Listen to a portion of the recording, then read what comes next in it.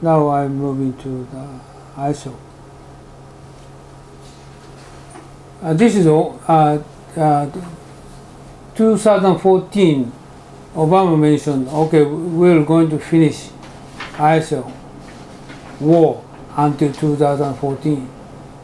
He said, actually didn't. Then 2 Americans killed. And this video telling that I showed you some. This one showing American former CIA telling that what he's talking about is.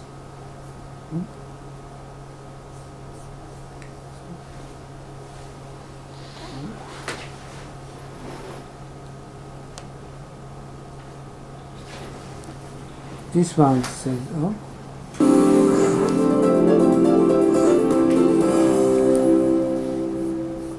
We're sitting down with Michael Scheuer, the man who had served in the CIA for more than 20 years. YouTube is telling about former he was the chief of CIA the person. Bin Laden unit. Then he went and exposed how America created ISIL. Washington's methods were in the fight against. I'm still supporting He them. looked at the U.S. through its enemies' The eyes. RT is Russian One of his books called internet TV. I'm very RT. pleased to have the chance This one, to Russian. interview you. He is a former I'm glad to be here. CIA Bin Laden is officer. gone.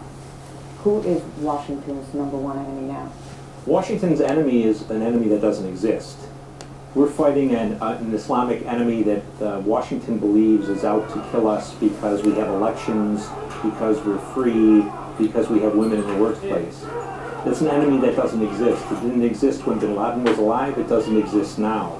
America is being attacked because of its foreign policy in the Muslim world, because of its support for Israel, because of its support for the Saudi police state, because of its presence on the Arab Peninsula. And until we accept that, until Americans can say to each other, whether you support aid to Israel or not, our relationship with Israel is causing this war, we are not going to be able to defeat this enemy. And Israel itself as a country is not the problem. The real problem is the leaders of the Jewish American community in the United States who influence and corrupt our Congress to support Israel when we have no interest there. You imply that the Israeli lobby is dragging the United States into the wars, into Absolutely. the conflicts?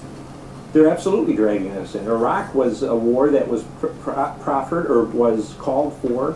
This one he's talking about Iraq, Israel is not Israel's problem. This is the Jewish association in the States. And Trump is going to be elected as the president. What's going on? His daughter's husband is Jewish. So it means he's more emphasized on how to support Israel. So he tried to doing Jewish association, the connection more stronger. And he's going to get a lot of money from them and going to spend how to eliminate Palestine. As a result, it's obvious. Palestine is a country will not going to be accepted. Jewish will going to be Israel will going to be survive. Situation is going to be changed. Clinton, Hillary will going to be elected. This is the situation with the other side, the other going around, and Palestine will going to be independent country. But I believe this if going to be the Trump will elected, he eliminates Palestine. This is support Israel. He's talking.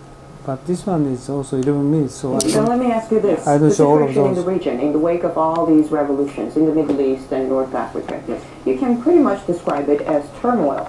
Turmoil is no good for Israel. Isn't there a contradiction to what you're saying? Well, the American political establishment is caught between two things.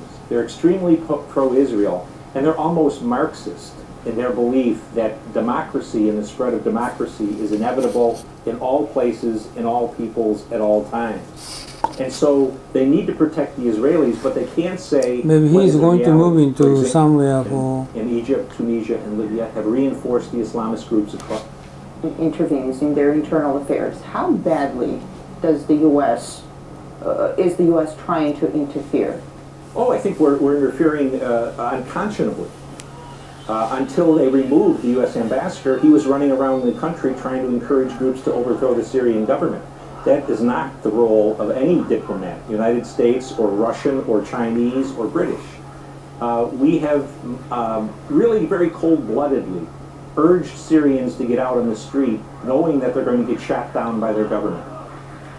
Again, Syria is a country where there is no U.S. interest. Since I was a little boy, we've been afraid of the Syrians, and if you look at the map, it's hard to imagine that little blot of country called Syria could be a threat to the United States. The CIA has reportedly worked with the Syrian opposition for years. Well, I'm not sure we worked with the Syrian opposition. We've certainly worked with the Syrian government. Yeah. Well, then, if it's there, it's there. This is talking about our relationship. CIA agent talking about but again, it's how America against Syrian government, and typically is considered for the past 5 years, American government killed. Not killed, Egypt Mubarak, just as it kicked him out, and also Osama bin Laden killed, and also Iraq, who was he? Iraq? Huh? No, not bin Laden. Huh? Saddam Hussein killed, and also he tried to kill in Syria as current president. He tried to kill him, but. Actually, the counterpart ISIL is originally American created. He's talking about later part, and still now is he American supporting insurgent, the counterpart of Syrian government, insurgent. A lot of supporting for insurgent people, Free Syria Army, and he just bring lots of supporting material from air to dropping a lot of like cars and tanks, whatever, but everything moving to the ISIL. This is obviously American intention.